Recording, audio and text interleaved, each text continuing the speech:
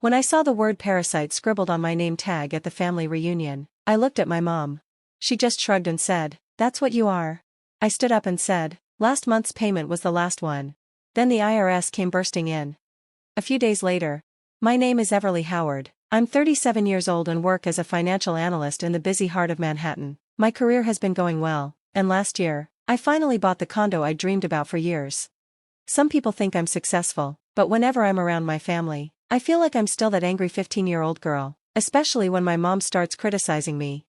My parents divorced when I was about 12. It was messy and emotional. My dad had an affair with my mom's best friend. When she found out, my mom cried and yelled nonstop. Then she stayed in her room for days, barely eating.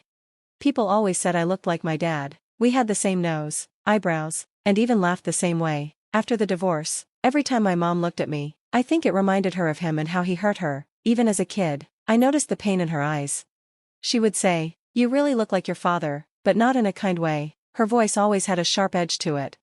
After the divorce, my dad moved far away. At first, we met once a month, but over time we stopped seeing each other. Now we just send birthday cards. When I was 16, my mom remarried. Her new husband, Grayson, had a son named Joseph, who was 2 years older than me. After high school, Joseph didn't do much, just took on random jobs, saying he was finding himself. We both started college the same year. I got a scholarship and studied economics at a public university. Joseph went to a local community college. That difference only made us grow further apart. After graduation, I started working on Wall Street. Joseph got a job at a small real estate office nearby. Later on, when Mom and Grayson struggled with money, Joseph and I agreed to help. I sent $2,000 a month. He sent $400, but behind my back, he told Mom all the money came from him. She believed him. I tried to explain that most of it came from me, but she didn't want to hear it. She said Joseph would never lie like that. At first, it didn't bother me much. I was helping her because I wanted to, not to get thanks, but over time, it started to hurt. Whenever she had a money problem, she'd call both of us. "Everly, my car broke down." "Everly, I have surprise medical bills." "Everly, the roof is leaking." After I sent money, she'd say, "Joseph covered it. He's such a good son." I talked to Joseph, but he just shrugged. That's what Mom wants to believe. Still, I kept sending money. I kept quiet. I kept telling myself I wasn't trying to earn her love. But today feels like a turning point. My hands are sweaty as I grip the steering wheel. A wine bottle in the back seat rattles every time I hit a red light. My heartbeat feels off rhythm. I'm about 10 minutes from Mom's house in the suburbs. I take a deep breath and try to prepare myself. There's a big family event today. Relatives from all over are coming. I haven't been to one in 3 years. The last one was Grayson's 62nd birthday, a day filled with awkward, painful memories. I remember talking about a project I finished in Manhattan. My mom interrupted and said, "Everly, you always talk about yourself. Have you ever thought about how Joseph feels?" I went silent. Then Grayson added, "She's always been like that, self-centered." I felt embarrassed and alone. Later, Joseph told her gently, "It's okay, Mom," like I had somehow hurt her. When I arrived at the house today, there were already lots of cars. I parked far away, grabbed the wine, and checked my reflection. My beige dress and black sweater were fine, though my bob haircut was a little windblown. I took a deep breath and walked to the door. I could already hear laughter and talking inside. My mom came to the hallway and said, "Oh, Everly, you came," like she hadn't expected me. It felt like she had invited me just to be polite, assuming I'd skip it because of work. I replied, "Yes, Grayson sent me the invite," and gave a small smile. "I brought this," I said, holding out the wine. "Thanks," she said flatly. "Everyone's already inside. Your name tag's on the table," she added, then walked away. Her coldness didn't surprise me. I walked to the table by the door where the name tags were laid out. I searched until I found mine. My heart sank. It said Everly Howard, and below that, in smaller letters, someone had written Parasite. At first, I thought someone was playing a joke, but then I looked closely at the handwriting on the name tag. It was definitely my mom's. I stood there, frozen, just staring at it. Then I heard someone say, "Hey, Everly." I turned and saw Joseph. He wore his usual safe outfit, a light blue shirt and khaki pants. "It's been a while," I said. "The housing market is rough, but I'm doing okay," he said. Then he looked down at the name tag in my hand. I saw something change in his face, like he felt guilty. "So, is this Mom's idea of a joke?" I asked, trying to keep my voice calm. He shrugged. "She's been moody lately, especially when she drinks." I looked back at the name tag. I felt all the old pain coming back. I remembered showing her my good grades and hearing, "That's expected." When I got a college scholarship, she just said, "Good, that saves us money." When I told her about my promotion, she changed the subject to Joseph, how he might become a manager too. She had never once told me she was proud of me. I took a deep breath. Something in me changed. This time, I wouldn't stay quiet. I was done. "You okay?" Joseph asked. "I'm fine," I said with a small smile. "Let's go say hi." The living room was full, about 20 relatives, including aunts, uncles, and cousins I hadn't seen in years. I greeted them all politely. "Everly, you've grown into such a fine young woman. I heard you work in finance. That's amazing. When are you getting married? You're old enough now, right?" Just the usual reunion questions. I smiled and answered. I had already hidden the name tag in my bag. Later, we all sat down for dinner. While we ate, my mom started talking proudly about Joseph. "Joseph sold the biggest house in the area last month. He made a lot of money," she said. Joseph smiled. "It was all right. He's always been humble," my mom said happily, "and he just joined a gym. He's finally taking care of himself." I stayed quiet and kept eating. I had worked so hard for her approval. I always told myself I didn't care anymore, but maybe I still did. "How about you, Everly?" my Aunt Georgia asked. "How's Manhattan?" Before I could answer, my mom jumped in. "She's always working, barely has time to call," she said. "Investment banking is busy," I replied, "but I enjoy it. I finished a big project recently and got a bonus." "You must be rich now," my mom said loudly, "but I guess you're too busy to care about family." The room went quiet. "That's not fair," I started to say. But my mom stood up. "Oh, I forgot dessert," she said, heading to the kitchen. Joseph gave me a quick look, like he felt sorry, but to me, it didn't feel real. He was part of this, too. Later, when dessert and coffee were out, Grayson stood up with a glass. "I'm glad everyone could come," he said, "especially those who traveled." Then he gave a little speech about how important family is. He praised Joseph and his recent success. He didn't mention me at all. People clapped. I slowly stood up, my heart racing. "Can I say something?" I asked. Everyone looked surprised. I usually stayed quiet. "Go ahead," Grayson said, sitting down. I held up my wine glass. "Thank you all for being here. It's good to see everyone again. A lot has changed since the last time I came here. 3 years ago, I got promoted, I bought my own place, and I finally felt proud of myself." The room was quiet. My mom looked tense. "But one thing hasn't changed," I said. "I still feel like an outsider when I'm in this house." The air in the room suddenly felt heavy. Today, when I picked up my name tag, it had the word Parasite written on it. I took the tag from my bag and put it on the table. Some people gasped when they saw it. "At first, I was hurt," I said, "but now, I feel something else. I feel free." I raised my glass again. "So here's to what may be our last family gathering." The room was silent. Joseph looked shocked. My mom turned pale. "I've been sending $2,000 every month to help out," I continued, "for 5 years." "What are you talking about?" my mom asked.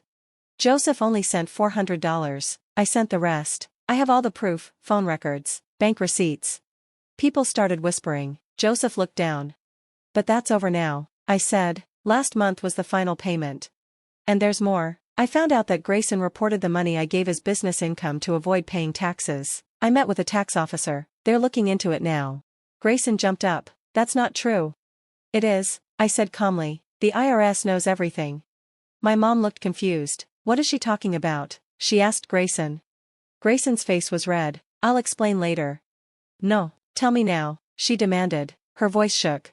No one answered. "This is a joke, right?" she asked.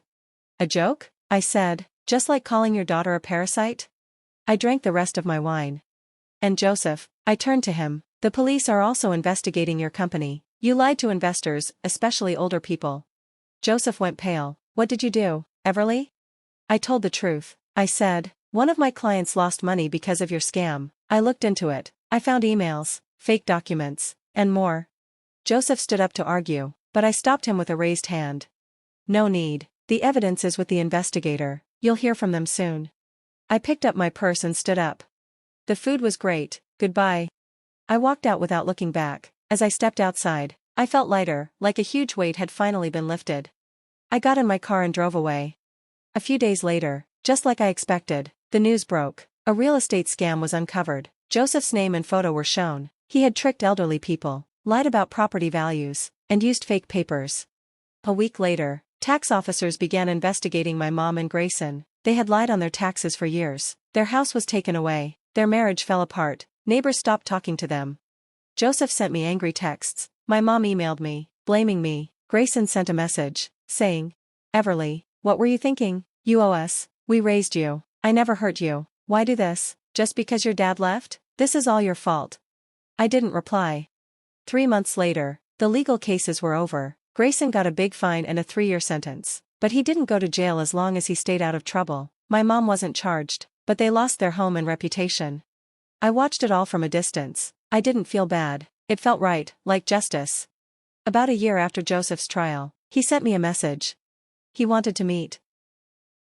At first, I wanted to say no. Why would I talk to someone like him? But a part of me wanted to face him. I wanted to see him and ask why he and my mom hurt me so much. Mostly, I wanted to prove to myself that they didn't control me anymore.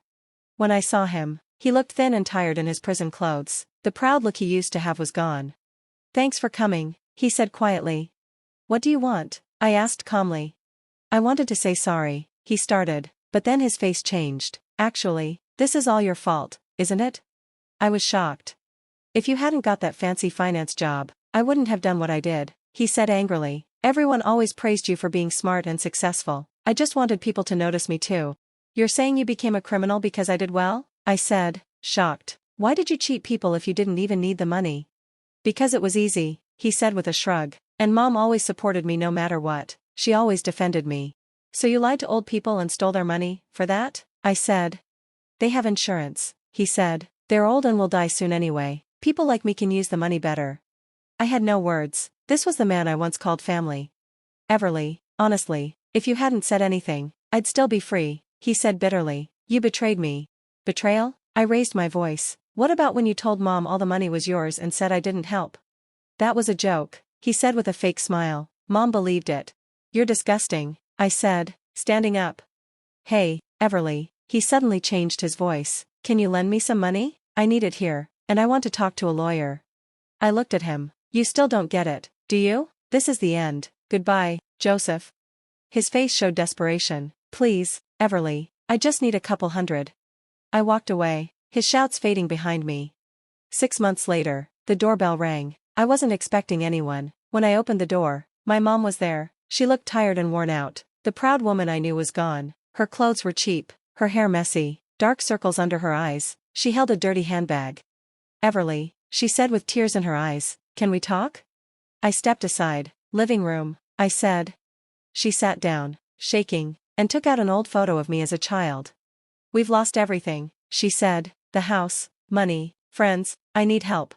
She looked down. "I have no one. Grayson and I split up. He moved away. Can I stay here for a little while? I'm trying to find work and get back on my feet. I might need some money, too." I looked at her. The strict, strong woman was gone, just a tired, broken person. The room felt heavy and quiet. After a pause, I asked, "Did you ever really care about me?" She blinked, surprised. Tears fell. "I thought I did, but you looked so much like your dad. I couldn't see you without remembering what he did. Joseph was weak. You were strong." "Then why now?" I asked quietly. "Because I have no one left," she whispered. "And you come to me," I said softly, "after calling me a leech." She cried hard. "I'm your mother. Blood matters." I pointed to the door. "Go," I said gently. "I won't treat you like you treated me, but I won't save you. You have to fix this on your own." She looked shocked, like she couldn't believe what I said. "Goodbye, Mom." I opened the door. She stepped out, paused on the sidewalk, then slowly walked away, lost and alone. I didn't feel sad, just clear, like waking up from a bad dream. 5 years passed. Everything changed. I became a vice president at work, made new friends, and started a group to help people avoid being tricked with money. I cut ties with my mom, stepfather, and Joseph. Sometimes I heard about them. Mom lived alone in a small place. Grayson had a low-paying job far away. Joseph stayed in prison. One day, a letter came to my office. I knew the handwriting. It was hers. My hand shook as I opened it. Inside, in messy, angry writing, it said, "Everly, I will never forget how you ruined everything. I raised you, and you turned into an ungrateful, cruel person. Joseph was kinder than you. It was a curse to have a daughter so heartless, just like your father who left me." You are the same. You destroyed my life and felt nothing. May God punish you. Amelia. Quietly, I dropped the letter in the trash. The past doesn't control me anymore. I don't need to go back there. This is my life now, strong and free, built from everything I survived.